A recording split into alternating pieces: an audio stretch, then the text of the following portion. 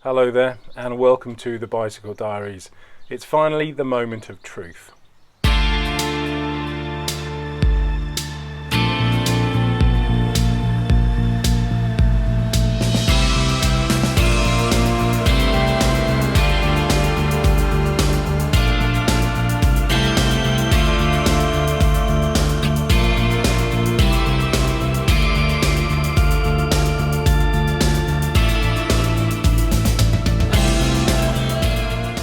If you've been watching these vlogs over the last few weeks, you'll know that I'm planning on riding the Isle of Wight Randonnee tomorrow. Now the ride is 110 kilometres, it's very hilly and it's very tough around the entire island. Now my plan at the moment is to ride the short route, but who knows, I could have a moment of madness tomorrow and end up riding the long route. We'll just have to see. But it's actually the day before, so today's Saturday, and I'm just doing the final preparations in time for tomorrow's ride.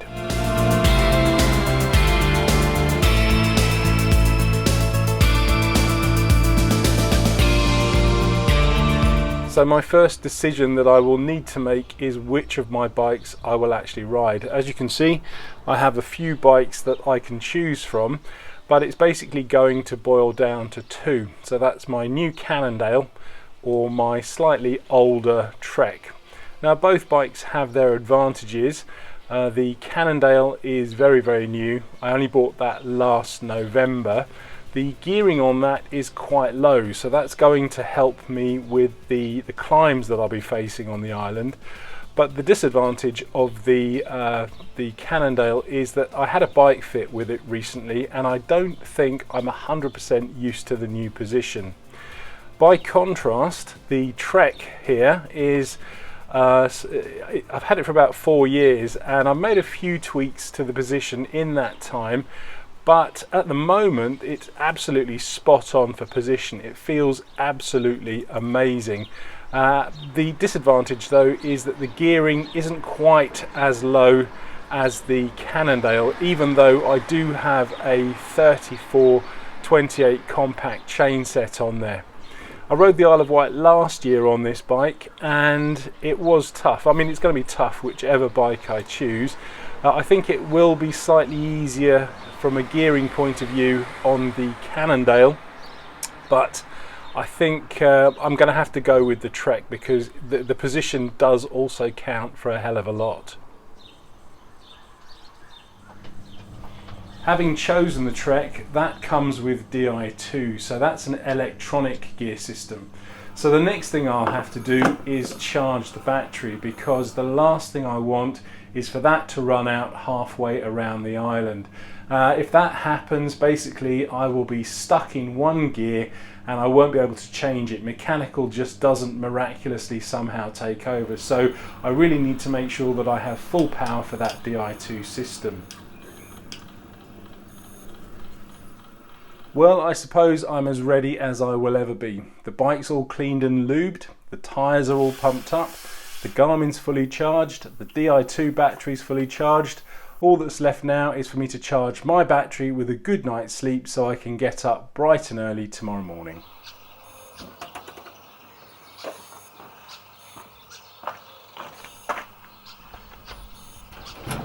I really am not a morning person, yet here we are bright and early on a Sunday morning ready to ride the Isle of Wight Randonnee.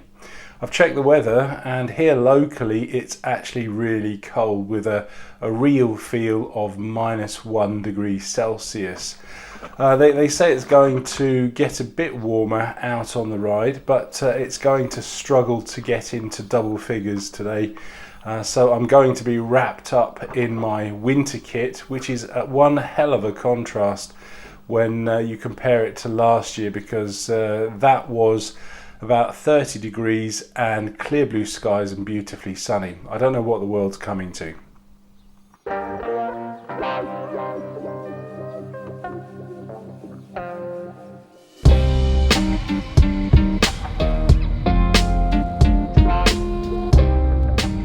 From home, I'll do the short drive down to Southsea where I'll park the car.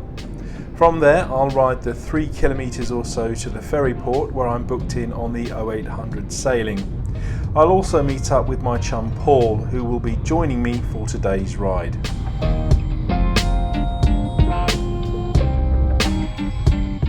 The plan today is to take things nice and easy. Basically, I don't know how long I'm going to be cycling for, whether I do the 55 route or the 110 route.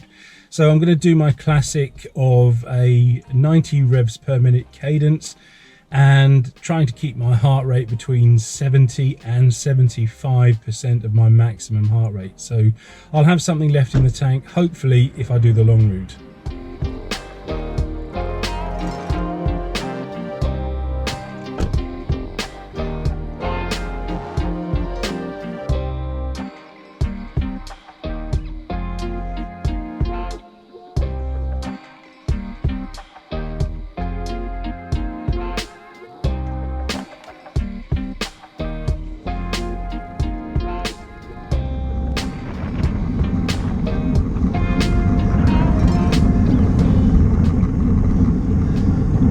It's bloody cold.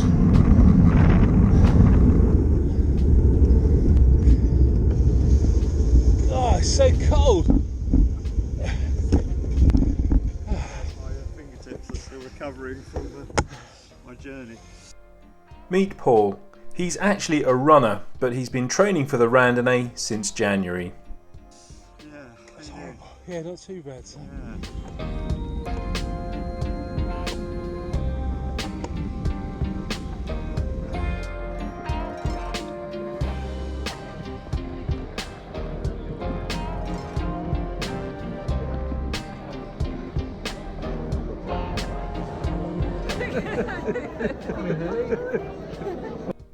On the left is Kathy and on the right is Helly.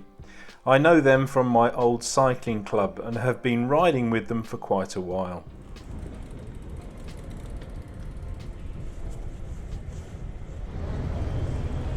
Also joining us is Paul's nephew Joe and his chum Sam, and someone called Marion, who's a member of the Jolly Good Velo Facebook group.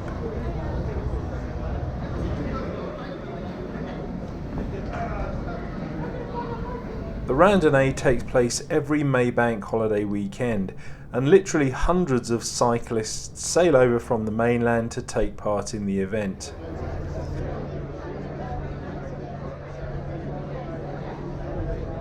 Crossing the Solent from Portsmouth to Fishbourne on the island takes around 40 minutes, and the 0800 crossing is nearly always full. So if you're thinking of doing it next year, I strongly suggest you book in advance.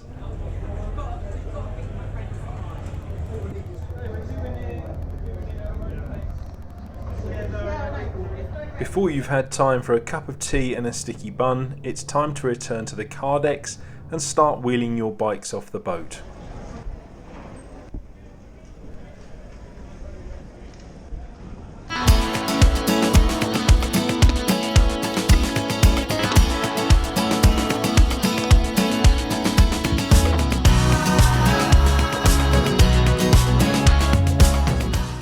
The idea is you ride around the island visiting a series of checkpoints where you get a stamp in a brevet card. Normally our first checkpoint is at a place called Wootton, which is about 2 kilometres from the ferry, but this year we were checked in on the boat, so we don't need to bother. Instead we just head for the first official checkpoint at Bembridge. That's us over on the island. Now we've just got the ride to do.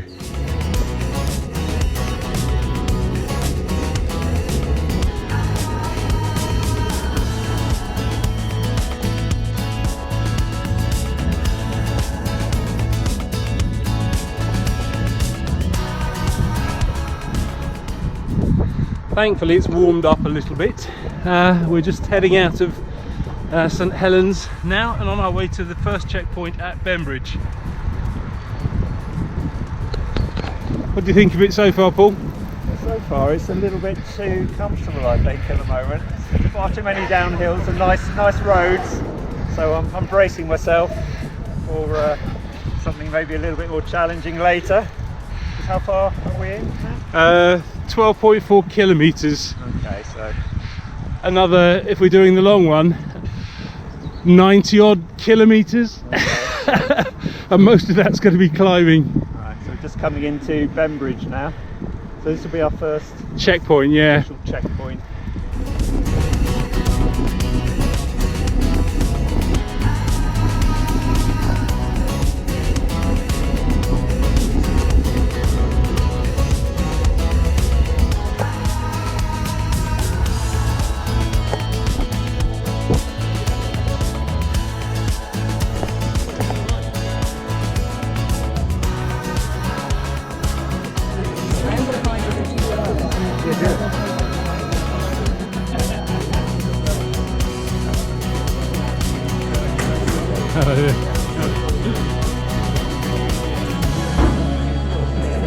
Thank you. That's the first checkpoint at Bembridge. We're only 15-16 kilometres in. Another 40 if we're doing the short. Another 89-90 if we're doing the long one. It's not going to be a long stop, so we'll hit the road fairly soon.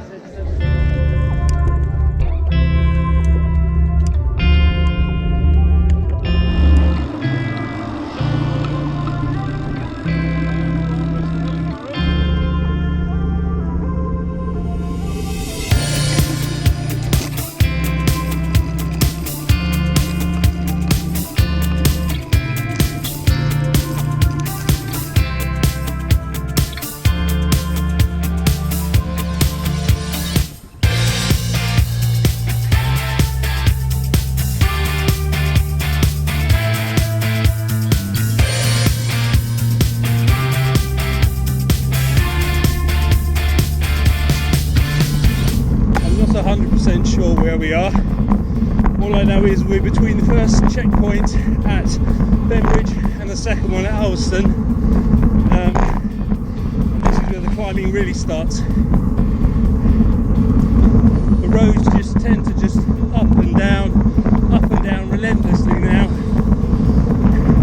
It's just a question of just gritting your teeth, enjoying the descent, and just getting on with the business in hand when the road goes up.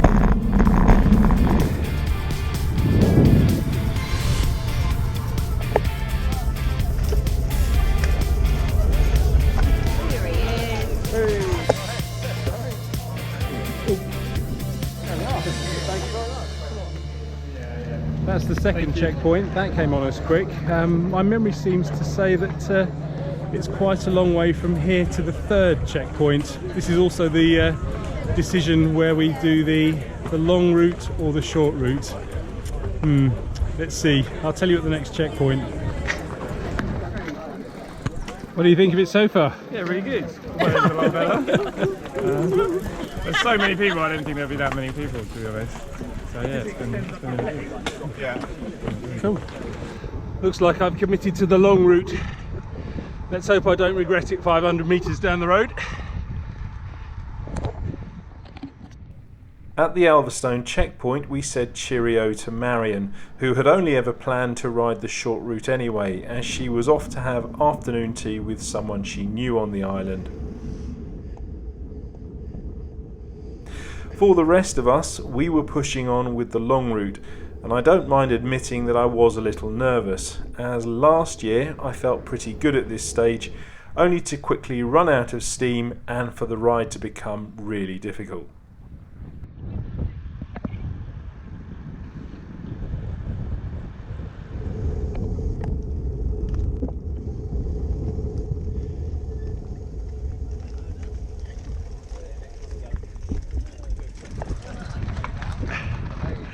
What do you think, Kelly? I think it's bloody lovely here.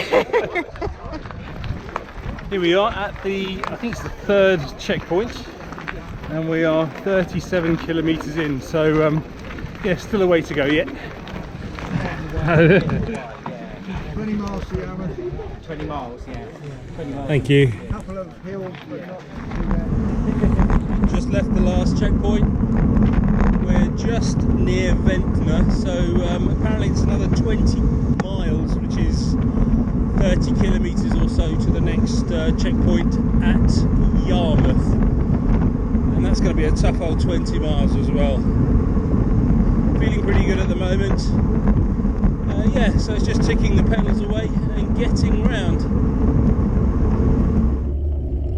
And getting around started right there with the first long climb of the day, Black Gang.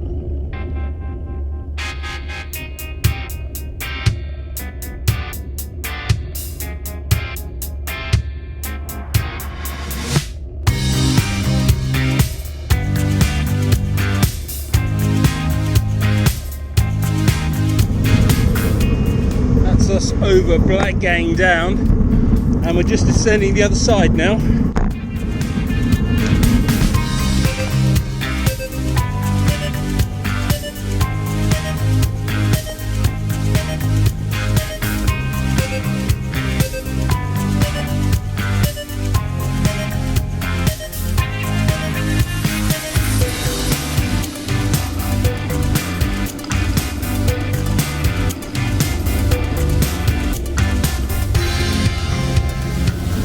Just going through Mottistone now on our way to the next checkpoint at Yarmouth, but we have to negotiate the infamous military road.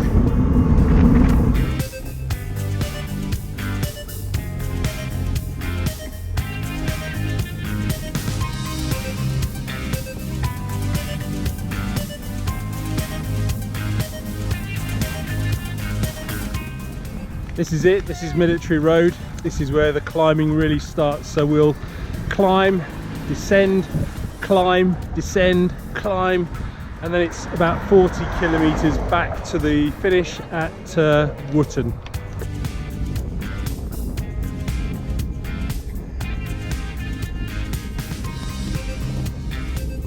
Military Road is 2 long, hard climbs. And like most climbs, it's all a question of effort management. Not easy when you've already been riding pretty hard for 3 hours.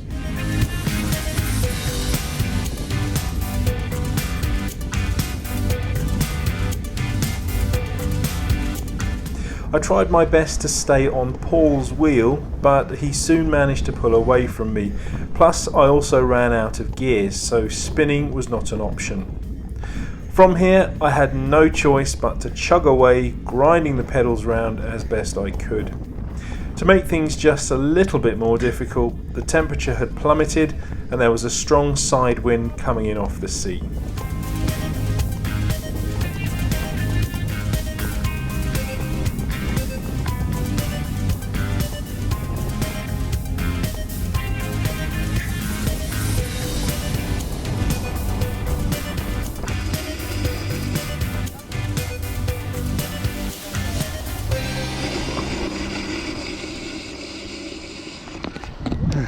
What did you think of that, Paul? Oh yeah, that was tough. Yeah, the wind really didn't help us there, did it? Right in our faces as we were coming up there. So is that the worst of it, or is there a little bit more to come? A bit more to come. That's very good. Hey? We're okay, good. It's alright though, yeah, it's going okay.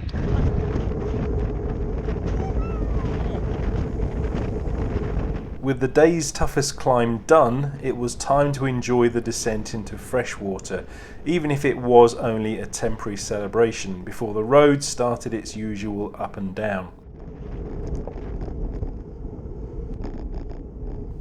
It wasn't long though before we were at the next checkpoint.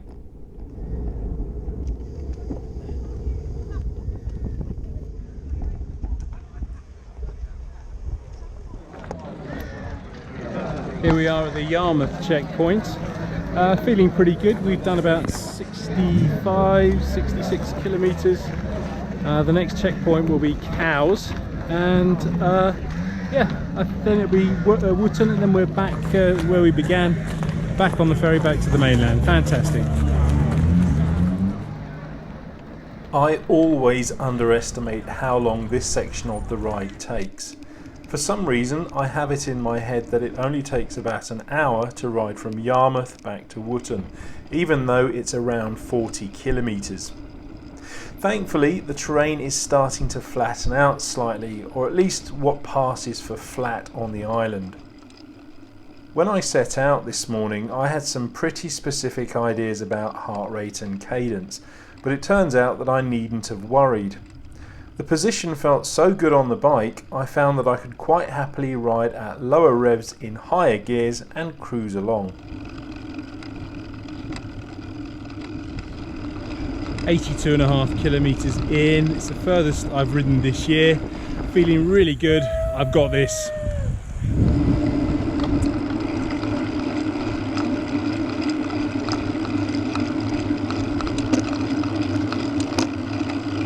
One of the main delays on this part of the route is the floating bridge at Cowes. Last year we were held up here for more than 30 minutes. Once off the bridge, we rode through the checkpoint and were on the final leg. There we go, that's 100 kilometres. I don't think I've ridden 100k since probably the last time I rode the Isle of Wight Randonnee last year. Last year I felt absolutely shattered. This year I'm tired, but I'm not too bad actually. Not quite at the finish line, we've got about another 10k according to my calculations, but we've got the wind behind us and we should be set fair for home.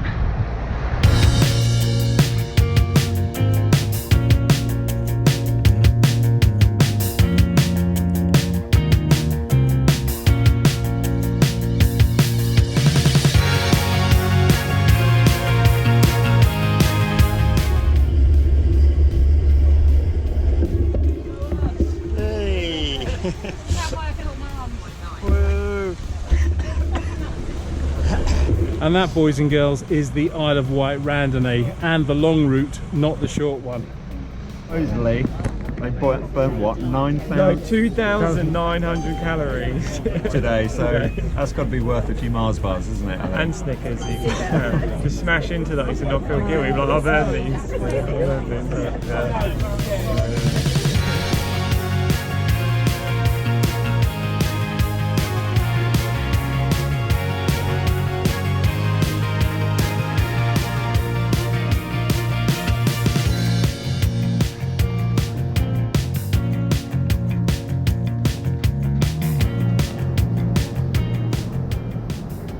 All in all, a fantastic day on the bike.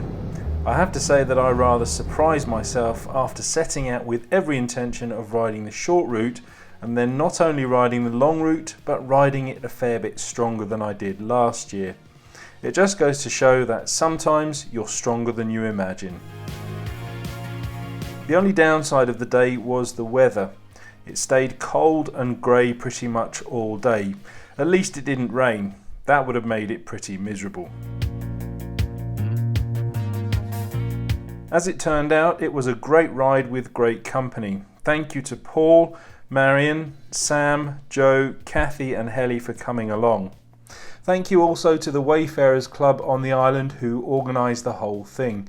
Absolutely amazing when you consider that it's a completely free event.